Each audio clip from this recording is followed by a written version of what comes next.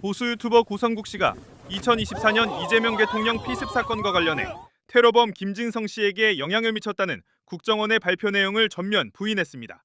고 씨는 오늘 자신의 유튜브 방송을 통해 이 같은 입장을 밝혔습니다. 이 가덕도 테러 사건의 범인 김 씨는 제가 전혀 모르는 사람입니다. 한 번도 만난 적도 없고 한 번도 전화 통화한 적이 없습니다. 고 씨는 다만 사건 발생 5일 뒤 방송 영상에 표기된 공식 전화번호로 테러범의 가족으로부터 연락이 왔다는 건 인정했습니다. 김진성 씨의 아들이 전화가 가능하냐는 문자를 보내와 방송 채널 관리자가 통화를 했다는 겁니다. 김 씨의 아들은 아버지가 사건과 관련해 써놓은 메모가 있는데 보도가 되도록 하면 좋겠다는 말을 했다고 고성국 씨는 전했습니다. 하지만 그 이후 메모를 받지 못했고 두세 차례 전화 통화를 한 뒤 더는 연락이 없었다며 해프닝으로 끝난 사안이라고 일축했습니다. 고 씨는 테러 사건의 진실이 밝혀지길 본인도 원하고 있다고 강조했습니다. 저와 고성국 TV를 수사하겠다면 언제든지 적극적으로 수사에 협조해서 실체적 진실을 밝히는데 함께 하겠습니다. 앞서 국정원은 테러범이 고성국, 극우 유튜버의 영향을 받은 것은 틀림없어 보인다며 양측의 통화가 있었던 것으로 알고 있고 테러범이 고성국 TV를 방문한 사실까지 일부 확인했다고 밝힌 바 있습니다. 고 씨는 국정원에 이 같은 발언 내용을 전한 국회 정보위원회 간사, 민주당 박선원 의원을 명예훼손 혐의로 고소하면서 경찰에 엄정 수사를 요청한 것으로 전해졌습니다.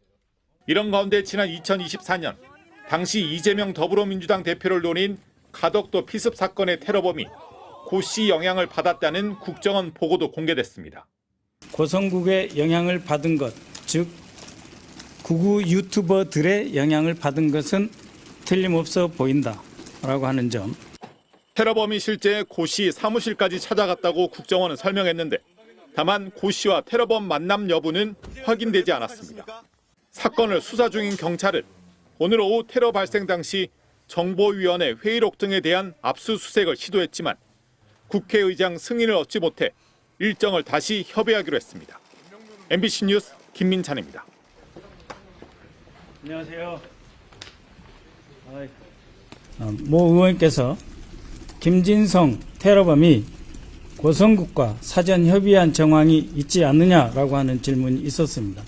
그것에 대해서 국정원은 김진성이 고성국의 영향을 받은 것, 즉 극우 유튜버들의 영향을 받은 것은 틀림없어 보인다라고 하는 점, 그리고 한간에서 일고 있는 고성국과 김진성 간의 통화 여부에 대해서도 있었던 것으로 안다라고 확인하였고, 고성국 TV에 실제로 방문했던 사실, 즉 테러범 김진성이 고성국 TV에 방문했던 사실까지 일부 확인하였습니다. 그 다음에 김진성이 작성한 것으로 알려진 8페이지 분량의 변명문은 누가 썼는가에 대한 수사, 그리고 김진성이 운영하는 아산시 배방면에 있는 그 부동산에서 과연 확실하게 증거를 채취하였는가라고 하는 질문에 대해 사진 등으로 재증언하였고, 입장문과 고성국 연관성에 대해서는 수사당국에서 수사할 것이며 국가정보원은 할 수 있는 역할을 다 하겠다는 점을 확인했습니다. 추가로 이재명 대표가 24년 1월 2일 10시 50분경 피습당한 이후 오히려 피해자 이재명 대표를 조롱하고 자작극이라든지 아니면은 근거가 없다든지 이런 식으로 해서 완전히 피해자 이재명에게 가해자처럼 프레임으로 전환하고 12시 넘어서부터는 목숨이 경각에 달려있는 이재명 대표에 대해서 헬기 탄 것이 문제가 있냐 없냐라고 프레임을 전환하는 이 과정에서 극우 유튜버들이 대대적으로 참여하였고, 이런 전체적인 동영상을 즉각 내리고 피해자 이재명 대표에 대한 사실상의 가해 행동을 한 이 사람들에 대한 법적 처벌을 질문하였고, 국정원에서는 현재 체증 중이며 추적 중이다라고 답변하였습니다.